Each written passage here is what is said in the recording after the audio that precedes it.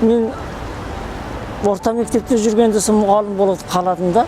Мұғалім деген ең бірінші сол өз біліміңді балаларға толық жеткізу керек мұғалім. Балалар не қалап отырады алдыңда? Соны біліп отыр, біліп тұру керек. Сол кезде балалар риза болып, сіздің берген біліміңізге риза болғанда балалар сабақта шығып ағай сау бол деп рахметін айтады. Балалардың білімі, құштарлығы төмендемейді. Ол сол сабаққа, сосын мұғалімнің балаларды өзіне тартуына ынталандыру керек мұғалім. Баланы ынталандыру керек сабаққа. Сабақта мен артық ауыз бос сөз сөйлегім келмейді. Тек қана сабақта айтамын, болды қырдыңыз. Балаларға тек сабақпен айтады. Балалар соны тыңдайды.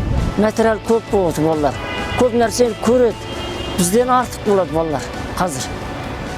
Сондықтан олар олардың ойлау қабілеті басқаша болып кетті қазір балалар. Сондықтан сол айырмашылық сол. Бұрынғы кездегі баланың қазіргі баланың айырмашылығы екі бөлек. Ойлау қабілеттері. Қазір көтеріліп кетті, жоғары көтеріліп кетті балалар. Ол мұғалім бірінші өзінің білімі нығайту керек, үнемі іздену керек. Мен болдым, оқыдым деп керек. Атамекенге келіп, осындай қазақ баласына білімімді берсем деген менің ойымда көп бұрыннан жақта жүргенде ойлап жүрдім да. О жақта бір үлкен жұмыстарда болдым әкімшілікте. Содан кейін сол жұмыстан кете алмай жүріп, одан шығып, кетіп, осы мұғалімдігімді істеп, осы қазақ баласына білім берейін деп көшіп келдім осында. Былтыр өткен жылы қанағатты білім болмады ғой.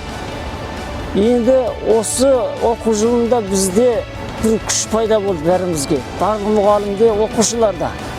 Қазір оқушылар мектепте әбден сағынған, мұғалімдерді сағынған әбден. Біз де сағындық. Бір-біріміз қалай оларды сыйлайды, біз де сыйлаймыз. Сабақ қазір өте ойдағыдай стандарт бойынша жақсы. Шынын айтқанда бір өте жақсы. Ризамыз.